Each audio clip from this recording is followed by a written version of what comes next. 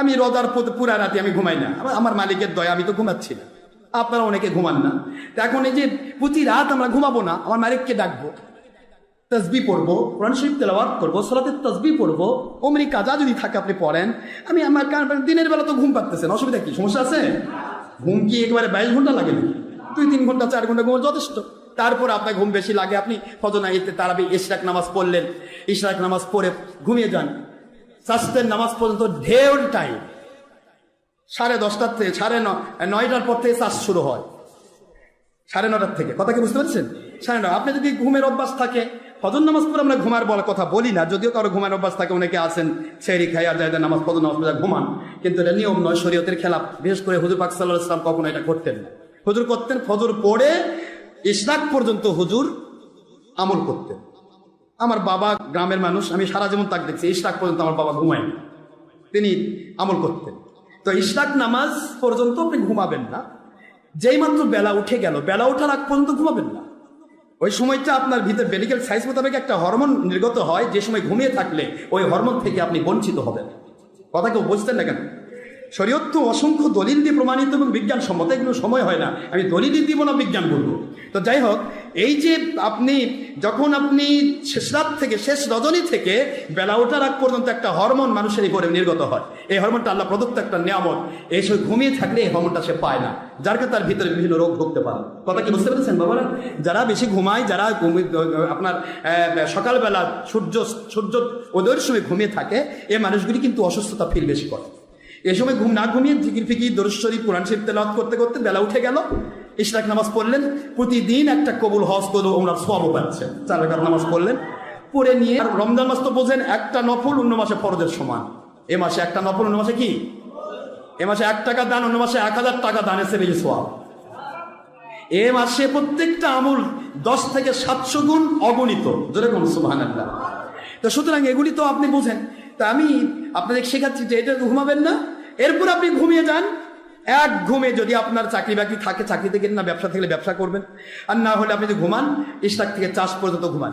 চাষতে উঠলেন, অজু করে চাষ নামাজ পড়লেন। চাষতে নামাজের সময়টা খুব কম, এরপরে বেলা দ্বিপ্রহরের টাইম নিষিদ্ধ অক্ত, এরপরে থাকবে 12:04 থেকে 12:05 থেকে, এখন আবার দ্বিপ্রহর শেষ হয়ে যাচ্ছে, জোহর জুমা শুরু হচ্ছে, আসর নামাজ পর্যন্ত অক্ত থাকবে। সুবহানাল্লাহ বলবেন না জোরে? এখন প্রশ্ন হলো যে আপনি ঘুমাবেন, হুজুর সাল্লাল্লাহু আলাইহি ওয়াসাল্লাম ঘুমাতেন কখন? কাইলুলার সময়, দুপুরবেলা জোহর নামাজ পড়ে হুজুর একটু রেস্ট করতেন। এই রেস্টটা যারা করবে তাদেরকে 1000 রাকাত নফল নামাজ পড়ার সওয়াব দেওয়া হবে। সুবহানাল্লাহ বলবেন না জোরে? আবার এমন ঘুম মারবেন একবার আসল কামাল, উঠে দেখেন যে মাগরিবের আযান দিচ্ছে, কি করার? তাই হবে? নফল ফরজ সুন্নাত আদায় করতে গিয়ে ফরজ তরক করা যাবে না, খেয়াল রাখবেন। তো যাই হোক, এটা আমি আপনাদের বলছিলাম, এক কথা বলে আরেক দিকে চলে যায়, আমি বুঝতে কষ্ট দিচ্ছি আপনাদের। তো আমরা সকালবেলার যে হরমোনটা নেওয়ার জন্য এইটা যে কি বলতে চাচ্ছিলাম আমি, কথাটা আপনাদের কষ্ট হচ্ছে আপনাদের, আমি শেষ করে দিচ্ছি। তাহলে আমরা হুজুর সাল্লাল্লাহু আলাইহি ওয়াসাল্লাম শিক্ষা দিয়েছেন, শিক্ষা গ্রহণ করব, আমরা মেডিকেল সায়েন্স মোতাবেক চিকিৎসা নেব। আপনারা করোনা ভাইরাসের ইঞ্জেকশন নেবেন, কোনো অসুবিধা নেই, কোনো না নেই। এই ইঞ্জেকশনটা যদি আপনাকে এখনই নিতে হয়, জরুর না, আমাকে নিতেই হবে, ভয় পাচ্ছি হয়তো কোন আমাকে ধরে ফেলবে, নিয়ে নেন। আল্লাহকে বোঝান, আমার আল্লাহ স্বাস্থ্যবিধি রক্ষা করা তো আপনিই ফরজ করেছেন, সুতরাং আমি আপনাকে ইয়া করার জন্য আল্লাহ আমি ইঞ্জেকশনটা দিলাম। এই রোজাটা আপনি পরে একটা করেন, অসুবিধা কোথায়? কথা কোনে দেখেন কি হলো? তবে অনুরোধ করবো, রোজা যখন যেদিন আপনি নিচ্ছেন ইঞ্জেকশন, ওই দিন খাওয়া দাওয়া করে রোজা নষ্ট করার দরকার নেই, রোজা থাকেই দেন। আমার আল্লাহ আপনাকে এর উপর ভিত্তি করে 2টা সওয়াব দেখ, এটাও থাক, পরে আরেকটা করেন। কথা কোনে দেখেন কি হলো? আবার খাবেন মশা মারে যায়, এত রোজা থাকাই পানি খাই জমে খাওয়া, হ্যাঁ না, রোজার দিনে নিজের দিনের বেলা খাওয়া মুসলমানের জন্য নিষেধ, হারাম, মনে থাকবে। খাবেন, আপনি এটা করলেন না। যেমন আমরা নামাজে যখন আমরা যানবাহনের নামাজ পড়ি, এটা আপনাদের জানা দরকার। যানবাহনে যখন আপনি নামাজ পড়েন, যানবাহনে যেহেতু নামাজ যখন পড়া হয় তখন দাঁড়ানো যায় না, একটা ফরজ আদায় হচ্ছে না। নামাজে কিয়াম করা কি ফরজ না? কেবলামুখী হওয়া ফরজ না? তো দাঁড়ানো যাচ্ছে, কিয়াম করা যাচ্ছে না, রুকু সিজদা ঠিক মতো করা যাচ্ছে না, ইশারা নামাজ পড়তে হচ্ছে। এই জন্য যানবাহনে যদি কোনো নামাজের টাইম হয়ে যায়, আপনি নামাজটা পড়ে নেবেন। মুসাফির হালতে মুসাফিরি নামাজ, মুকিমি হালতে মুকিমি নামাজ পড়ে নেবেন। অজু থাকলেও পড়বেন, না থাকলে কমের পক্ষে যানবাহনের আছে না, ধুলা তো আছেই, একবার সুন্দর করে ধুলা মালিশ করবেন, করে একবার নাক মুখ ভরে ফেলবেন। কি কম তাই করবেন না? কাছে মাটি থাকবে বা যে কোনো ধুলা এরকম করে ঝাড়ে ফেলে দিবেন, মাটি দিয়ে কাদো মারা লাগবে না, ফেলে দিয়ে তারপরে আপনি শুধু শরীয়ত মানতেছেন, এটা সুবহানাল্লাহ বলবেন না? প্রথমে করলেন, মসহ করলেন মাটি দিয়ে, তারপর আবার মারলেন, এরপরে মুখমণ্ডল পুরাটা সুন্দর করে মসহ করলেন, আবার মারলেন হাত ছেড়ে ফেলে দিয়ে, এই পর্যন্ত নিয়ে এখন আল্লাহ দেখাচ্ছেন, আল্লাহ টাইম হয়েছে, আমি আপনার জিকিরে মশগুল, এখন নামাজের টাইম দিবে না, এরা তো সেই ব্যক্তি, এরা তো নামাজের টাইম দিবে না। আল্লাহ আমি পড়লাম, আল্লাহ আপনার কাছে আমি অ্যাপ্লিকেশন করে রাখলাম, আল্লাহ কামা বান্দা অ্যাপ্লিকেশন করছে, যা বাড়িতে গিয়ে ওই নামাজ পড়ে না, এটাও হবে, আরেকটা নফলের সওয়াব হয়ে যাবে। কিন্তু এটাই একবারে নির্ভরশীল থাকবেন না, কারণ আল্লাহর হাবিব বলেছেন সন্দেহজনক জিনিস ছাড়তে।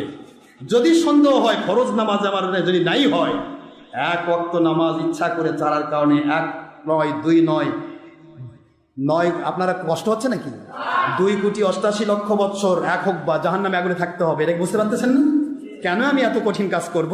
আল্লাহ ওরা নামাজ পড়েছিলাম, আল্লাহ আপনার খালি অ্যাপ্লিকেশন করেছিলাম, বাড়িতে এসেছি ফ্রি হয়েছি, দাদুর বাড়িতে আসছে ফ্রি হয়েছি, নানির বাড়িতে আসছি ফ্রি হয়েছি, এখন এগুলো ওই নামাজগুলো পড়ে নিচ্ছি। আল্লাহ আল্লাহ আল্লাহকে আমার বান্দা দেখ, ফেরেশতারা দেখ, আমার বান্দা ও তো পড়ছে আবার পড়তেছে, যা আর দুইবার নামাজ পড়া সওয়াব দিন। আল্লাহর অভাব আছে? এইরকম আপনি এই ইনজেকশন দিচ্ছেন, স্যালাইন নিচ্ছেন, ইনহেলার নিচ্ছেন, আপনি অসুস্থ, আপনি ইনসুলিন নেওয়ার দরকার রয়েছে। আমি তো মনে করি ইনসুলিন নিতে হয় খাওয়ার পরে, আপনি তো দিনে খাচ্ছেনই নাই, ইনসুলিন নিতে হবে কেন?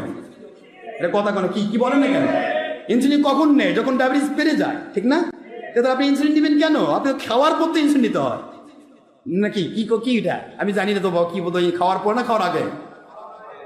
খাওয়ার আগে, মানে ইনসুলিন নেওয়ার কয়েক মিনিট পর খাওয়া লাগে, এই তো, যাতে করে এই ইনসুলিন ডায়াবেটিস নীল হয়ে না যায়, নীল হয়ে মরে যাবে।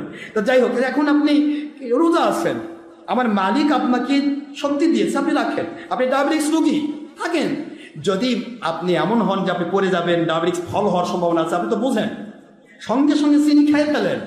আপনাকে মরতে বলা হয়নি, আপনাকে রক্ষা করতে বলা হয়েছে। ওয়ামান কানাত মারিদান আও আলা সাফারিন ফাইদ্দাতুম মিন আইয়ামিন উখর। সুবহানাল্লাহ বলেন। আল্লাহ বলেন, দুনিয়ার মানুষেরা রে, সূরাতুল বাকারা 2 নম্বর সূরা 2 নম্বর পারা 185 নম্বর আয়াত, আমার আল্লাহ বলেন, যদি তোমরা অসুস্থ থাকো অথবা সফরে থাকো, তুমি খাওয়ার সময় নাই, সেহরি খাইতে পাবে না, ইফতারি করতে পারবে না, চলতে ফিরতে বিপদ হবে, কষ্ট হবে, যানবাহনে চলা কষ্ট হবে, রোজা যদি না রাখতে পারো আমার আপত্তি নাই,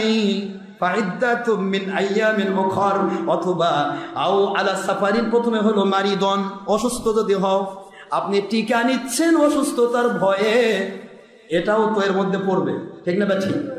তাহলে আপনি অসুস্থ, আপনাকে ইনজেকশন নিতে হবে, ইনহেলার নিতে হবে, ইনসুলিন নিতে হবে, স্যালাইন নিতে হবে, যা কিছু নিতে হবে, নেবেন 100%। আমার আল্লাহ ফতোয়া দিয়ে দিয়েছেন, আল্লাহ বললেন, রোজা তুমি পরে একটা করে দাও, একটা বিনিময়ে ইচ্ছা করে একটা রোজা ছাড়লে সারা বছর করলেও আদায় হবে না, কিন্তু একটা যদি ইচ্ছা ছাড়া সফরে হালতে বা অসুস্থতার কারণে যদি তুমি সুস্থ থাকার আশায় যদি তুমি রোজা নষ্ট করে ফেলো, একটার বদলে একটা রোজা করবে, পরিপূর্ণ রোজার সওয়াব দেওয়া হবে। সমস্যা আছে? তাহলে আল্লাহর চেয়ে বেশি ফতোয়া আমরা জানি? আল্লাহ তো ফতোয়া দিয়ে দিচ্ছেন, ইউরিদুল্লাহু বিকুমুল ইউসরা ওয়া লা ইউরিদু বিকুমুল উসরা ওয়া লিতুকমিলু ইদ্দাতা ওয়া লিতুকাব্বিরুল্লাহা আলা মা হাদাকুম ওয়া লাআল্লাকুম তাশকুরুন। আল্লাহ বলেন, আমি আল্লাহ তোমাদের জন্য শরীয়তকে সহজ করে দিয়েছি, কঠিন করিনি। সুবহানাল্লাহ।